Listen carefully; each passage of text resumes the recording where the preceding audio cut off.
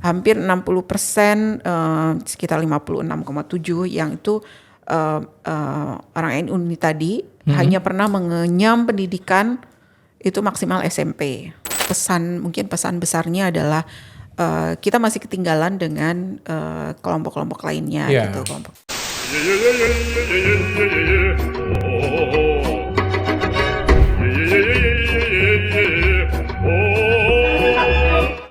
Oke, ini menarik sekali. Itu baru kita membahas lanskap Indonesianya. Nah, karena ini podcastnya orang NU, Mbak. Pertanyaannya saya itu susah adalah nih kayaknya pertanyaannya. Pertanyaannya saya itu NU-nya di mana? Nah, ini kalau kita mau ngelihat nih, pertanyaannya begini. Ini kan sering sekali ada klaim bahwa orang NU itu banyak yang miskin. Itu satu. Mungkin benar karena orang NU banyak. Jadi banyak di mana-mana yang miskin banyak, yang kaya banyak. Terus dari apa yang bisa kita lihat dari NU itu, Mbak? Kalau boleh di-spill lah gayanya. Di-spill datanya teman-teman orang-orang NU itu. Iya, terus terang ini pertanyaan yang sangat susah ya. Oh, harus. Iya. Jadi saya coba menjawab dengan hati-hati. Oke.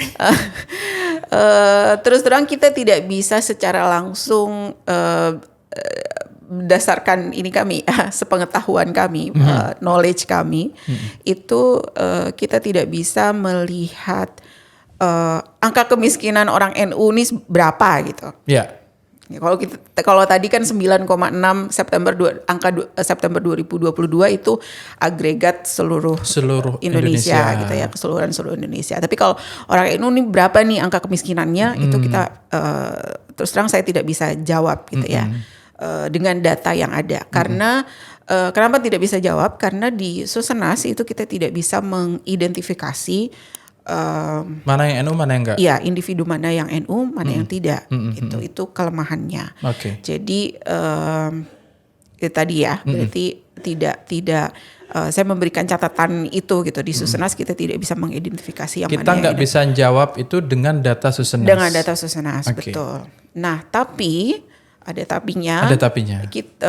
Kalau kemudian kita ngulik-ngulik data yang lain, itu sebenarnya ada satu data yang sangat bagus sebenarnya di Indonesia, namanya Indonesian Family Life Survey.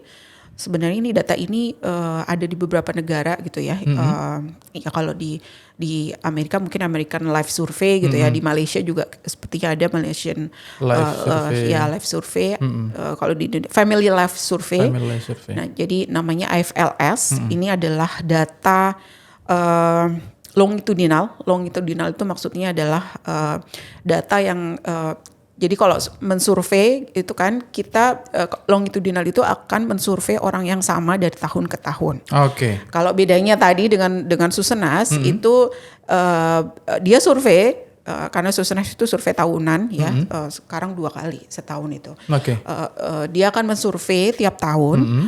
Sampling jumlah sampelnya mungkin sama gitu ya. Representatif tergantung nih representatif nasional atau mau provinsi atau kabupaten gitu ya sampai kabupaten. Tapi tiap tahun dia akan ganti sampelnya itu ganti. Jadi yang di interview, yang di survei itu akan ganti. Okay. Nah, bedanya dengan AFLS ini, AFLS itu adalah survei longitudinal. Jadi dia akan mendatangi orang yang sama per berapa tahun sekali? Per berapa tahun? Kalau nggak salah 7 tahun ya. 7 tahun sekali AFLS ini.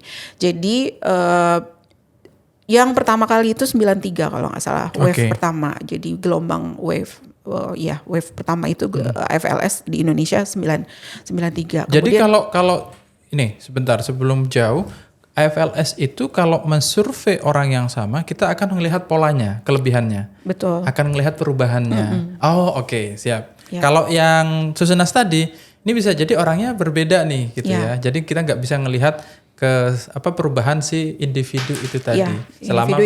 Individu yang sama. Oke, silakan Mbak lanjut.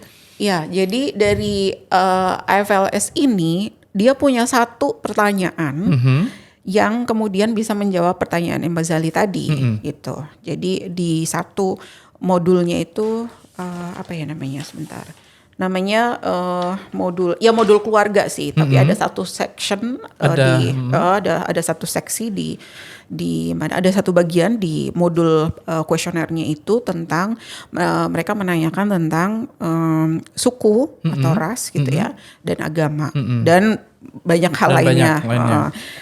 Nah di pertanyaan agama ini ada juga pertanyaan mengenai afiliasi atau kedekatan tradisi. Kedekatan dengan tradisi mana gitu. Jadi kalau dia jawabnya Islam misalnya ada pertanyaan turunannya. Betul, terutama yang di Islam ya. Terutama yang di Islam. Jadi ada pilihan di situ NU, Muhammadiyah, kemudian lain ya, tradisi Islam lain dan lain-lainnya. Tidak dengan tradisi Islam tertentu. Tidak dekat dengan mereka, kemudian ada pilihan tidak dekat dengan tradisi Islam tertentu. Oke. Nah, di AFLS yang terakhir 2014 ini harusnya sih mereka kemarin sudah wave yang terbaru itu 2000 pas COVID ini ya 2021 kalau nggak salah. Iya. Tapi sepertinya masih belum ada nih, belum rilis juga ya. Sepertinya juga belum survei, jadi nggak tahu deh terkendala. Penyelenggaranya siapa Mbak AFLS itu? AFLS itu yang terakhir itu dilakukan oleh namanya lembaganya Surveymeter di Jogja. Surveymeter. Surveymeter di Jogja, lembaga penelitian juga. Nah di balik lagi ya ke yang tadi ya, data di FLS tadi, FLS total sampelnya di 2014 itu sekitar 50.000 individu ya.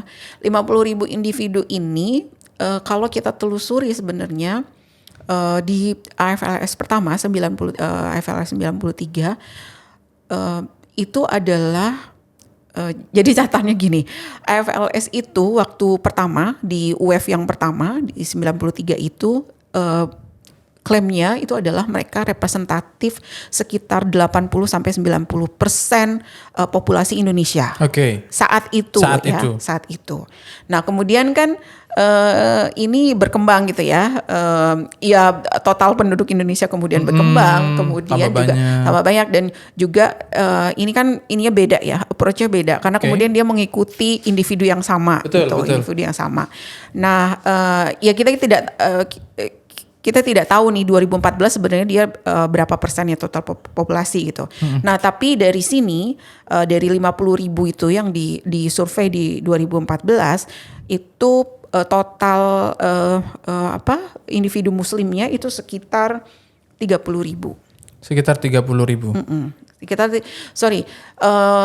Muslim yang lebih dari usianya 15 tahun ya.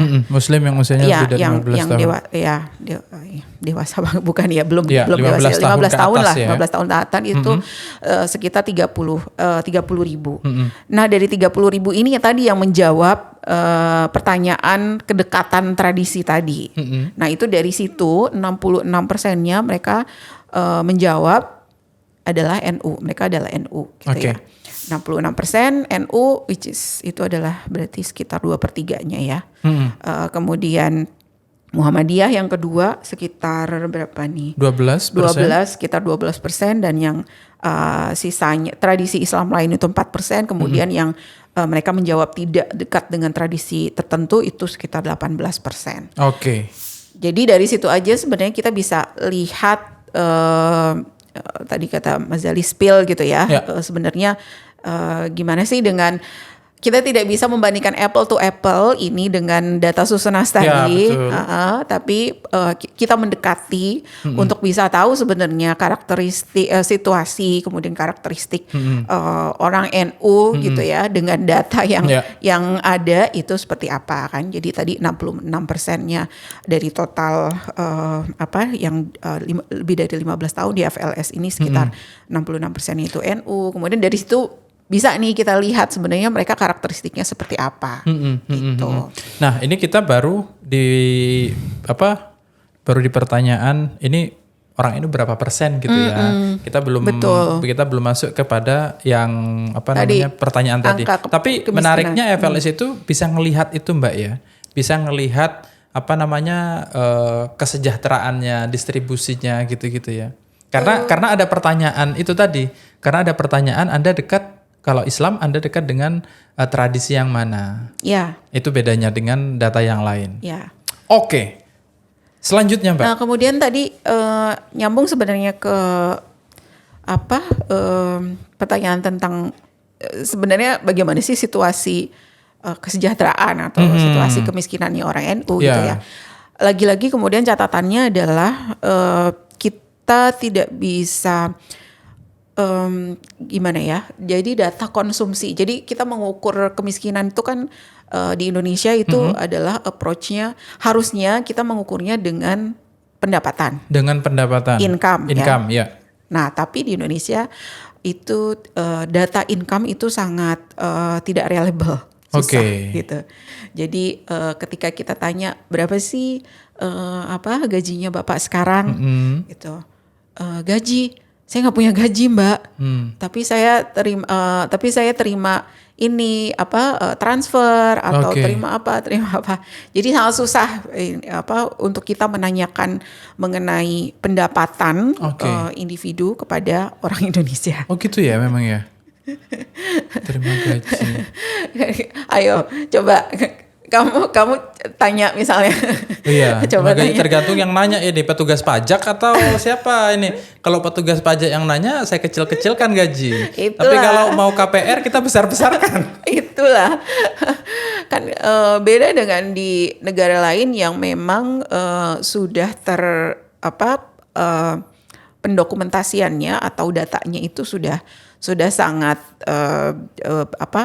tersistematisasi gitu ya mengenai pendapatan ini.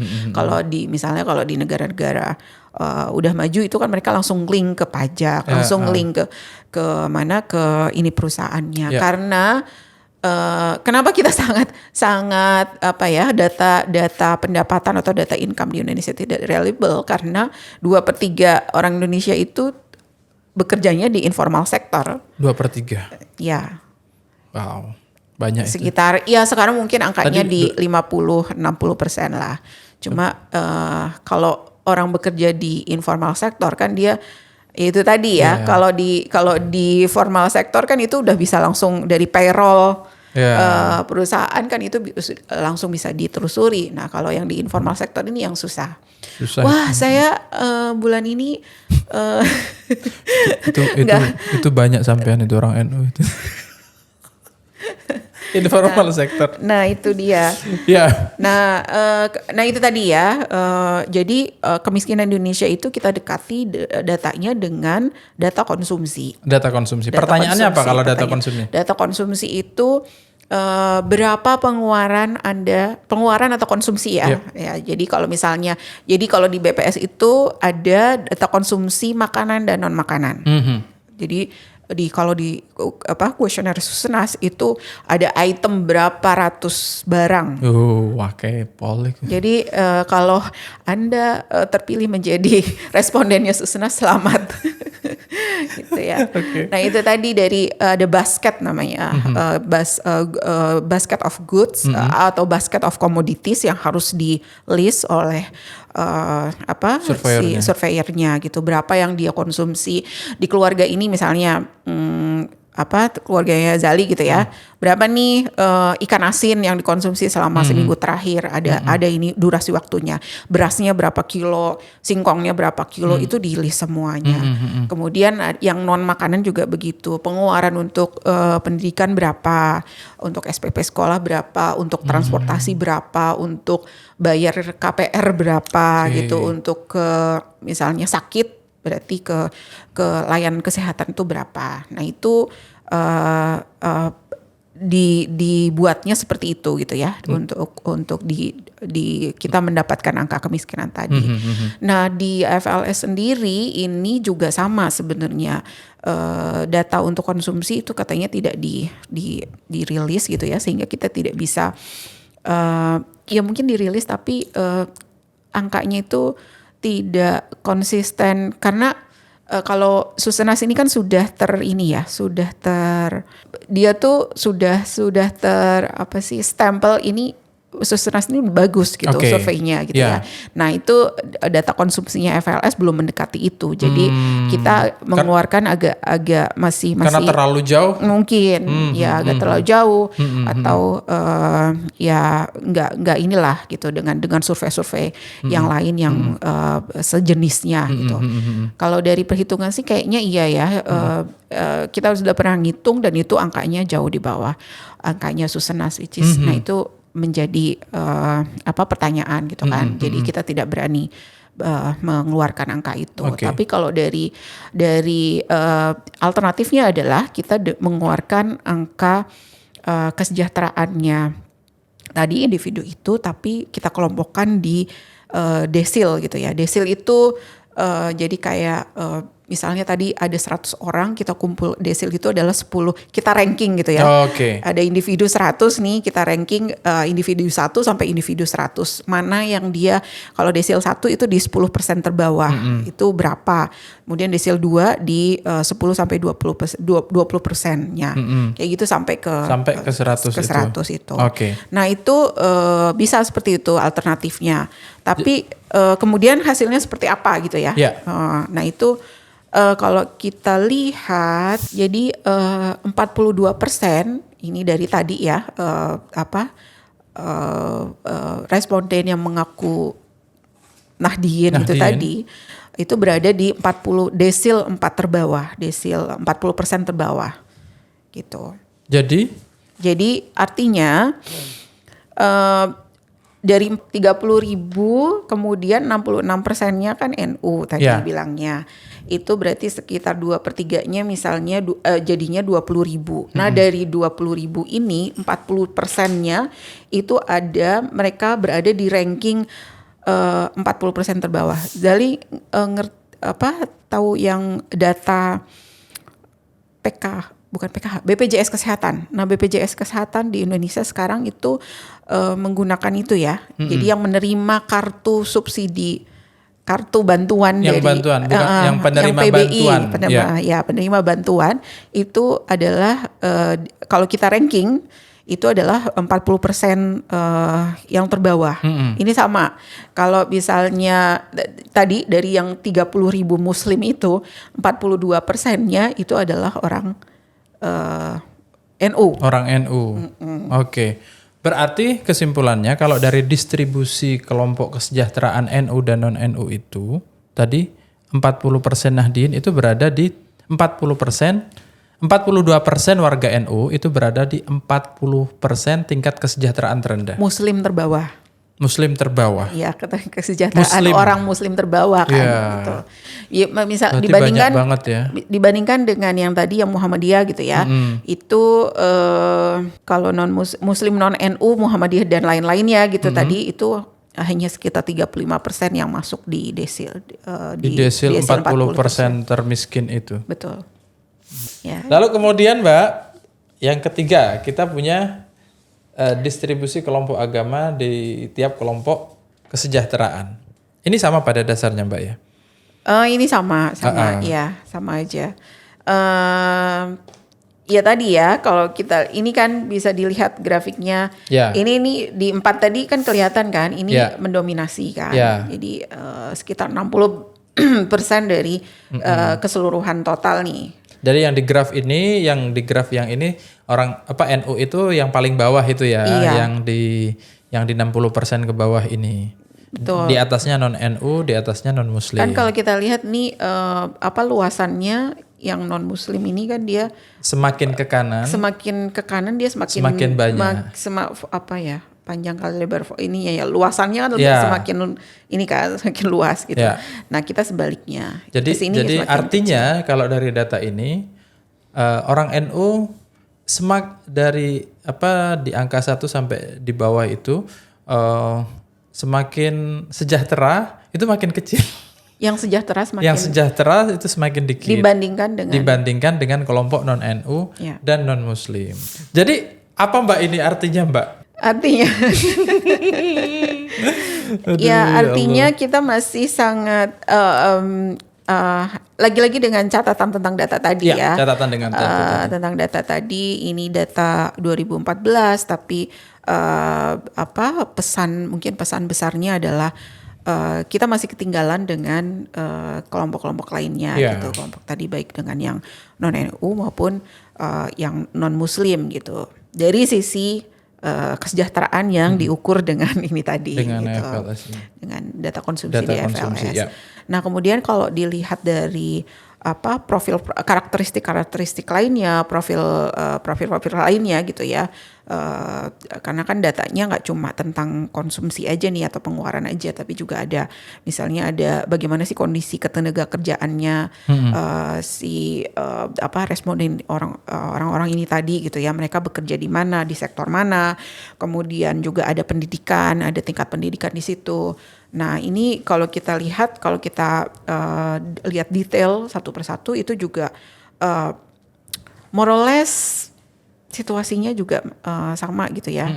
Misalnya nih di pendidikan gitu, hampir 60%, sekitar 56,7 yang itu orang NU ini tadi hanya pernah mengenyam pendidikan itu maksimal SMP gitu. Sampai SMP aja. Kemudian yang lain, yang kelompok agama lain yang hanya SMP itu sekitar 40%. CIS itu kan sangat di bawahnya, sangat di bawahnya ya. Kemudian untuk tingkat SMA yang pernah mengenyam SMA itu juga proporsi Nadine yang pernah sekolah di tingkat SMA itu juga lebih sedikit dibanding kelompok lain gitu ya. Apalagi yang sampai perguruan tinggi. Nah ini tentunya menjadi catatan buat kita ya kalau tadi. Zali bilang apa sih ininya buat kebijakan. Nah ini iya betul. Takeaways-nya gitu ya. Dari data ini kemudian kita bisa kira-kira gapnya mana nih? SMP aja belum tentu lulus loh ini. Iya, gitu ini baru kan. Sekolah kan? Baru sekolah ya. Kemudian pendidikan tingginya juga itu masih gapnya masih sangat tinggi dengan kelompok-kelompok lainnya. Gitu. Kemudian misalnya juga ketenaga kerjaannya itu kalau dari data FLS 2014 ini sekitar 70%-nya memang angkatan kerja ya. Angkatan kerja itu maksudnya di usia 15 sampai 49 tahun. 15 tahun ke atas yang sedang bekerja, punya pekerjaan selama seminggu terakhir atau memang tidak punya pekerjaan tapi sedang mencari kerja, ini definisi angkatan kerjanya. Nah di antara angkatan kerja itu tadi 8%-nya menganggur. Kemudian tapi dari yang bekerja, berarti kan kalau yang bekerja tinggal dikurangi aja ya, 71 kurangi 8% tadi, mereka bekerja di sektor perdagangan dan jasa lebih dari separuhnya sekitar 60%. Kemudian seperempatnya itu di sektor pertanian dan lainnya itu di industri. Jadi ini juga bisa menjadi menjadi clue gitu ya. Mungkin sekarang mungkin ada asumsi tadinya orang NU itu tani terus gitu ya. Tapi ternyata enggak loh dari datanya gitu. Taninya cuma seperempatnya aja. Mungkin ini juga sebenarnya adalah situasi general Indonesia gitu ya. Bahwa profesi petani itu di Indonesia makin sedikit gitu. Dibanding yang lain itu sedikit sekali ya. Jadi ada sebenarnya ada transformasi nih dari sisi ketenaga kerjaan. Kemudian dari sisi lainnya apa ya? Oh ya, tempat tinggal. Mungkin kalau ini sesuai asumsi atau sesuai hipotesis atau sesuai ekspektasi gitu ya. Sekitar 43% dari yang tadi mengaku NU itu tinggal di desa memang. Itu lebih besar daripada yang non NU, mereka hanya 36% yang tinggal di desa. Jadi kantongnya mungkin masih di desa gitu. Walaupun 43 ya 60% kan sebenarnya udah ke urban kan, berarti udah ke kota juga gitu. Oh, banyak di kota. Banyak di kota. Oh, asumsi sudah itu pindah. Tapi jika dibandingkan dengan yang non NU itu hanya 36% yang di pedesaan. Iya. Mereka berarti yang di kotanya kan sekitar 70%. berapa tuh 74 ya. Artinya dibanding kelompok agama yang lain, iya, orang NU lebih banyak di perdesaan. Tapi secara orang NU-nya sendiri itu lebih banyak yang di perkotaan sekarang. 60%. 60%. Sudah banyak di kota, bro. Jadi kalau bilang orang NU ada di desa enggak? Nah, awas. Bacanya yang harus benar. Iya, bacanya yang harus benar. Jadi, tapi itu sebenarnya tren itu tren Indonesia ya, bahwa orang sekarang semakin kemudian kumpul di kota. Jadi urbanisasi itu kan sangat masif. Atau desanya yang menjadi kota juga. Kawasan-kawasannya yang menjadi kota yang dulunya misalnya ada yang iya, ada yang enggak. Masuk kategori desa terus kemudian ya. Sudah banyak lampu, sudah banyak. Betul. Oke. Dan dari profil ketenaga kerjaannya ternyata memang banyak orang NU, lebih dari setengahnya bekerja di sektor perdagangan dan jasa. Betul. Itu juga sebenarnya menggambarkan Indonesia gitu ya. Jadi ketenaga kerjaan lapangan atau ya ketenaga kerjaan di sektor pertanian tuh semakin menurun kan. Iya. Artinya kan sering gitu ya kita statement bilang kita banyak sebagai petani gitu. Oh enggak sebanyak itu ternyata kita lebih banyak ada di sektor perdagangan dan jasa, walaupun dan itu juga menggambarkan kelompok yang lain sebenarnya ke potret Indonesianya. Enggak kerasa 57 menit kita berbincang, hampir 1 jam. Kita bicara tentang data, sumber data, perbedaannya. Tadi kita mulai dari data Susenas, terus kemudian dari Susenas itu kita bisa melihat helikopter view-nya Indonesia, kesejahteraannya, kemiskinannya, terus ada Gini rasio juga yang kita lihat, ketimpangan kita ada di mana saat ini, kemiskinan kita ada di mana. Lalu habis itu kita masuk ke datanya orang NU di Indonesia. Lalu kita pakai AFLS. Kenapa? Karena di situ ada pertanyaan di AFLS itu kedekatan dengan kelompok agama dan ada NU-nya di situ. Nah, terus kita karakterisasi yang NU berbanding dengan yang non-NU dan non-Muslim. Hasilnya adalah seperti itu tadi. Baik, Mbak Tia, terima kasih sekali lagi atas waktunya. Sama-sama. Semoga ini bermanfaat. Insya Allah ini sangat bermanfaat ini. Apalagi ini menjadi base data awal kita untuk saya harap bisa dikembangkan lagi lebih jauh sehingga kita punya data yang cukup firm ya tentang warga kita di mana. Terus kita mau ngapainnya enak tuh. Betul. Kita mau ngapainnya enak. Di Semeru banyak orang NU, kita nanti bikin apa lah gitu. Oke. Sekali lagi ucapan terima kasih kepada teman-teman yang udah nonton juga, thank you. Semakin banyak Anda menyupport kami akan semakin semangat juga untuk bikin yang bagus-bagus. Jadi jangan lupa dikasih masukan karena kami pasti banyak kekurangan tapi juga banyak kelebihannya. Wallahul muwaffiq ila aqwamit thoriq. Wassalamualaikum warahmatullahi wabarakatuh. Waalaikumsalam warahmatullahi wabarakatuh.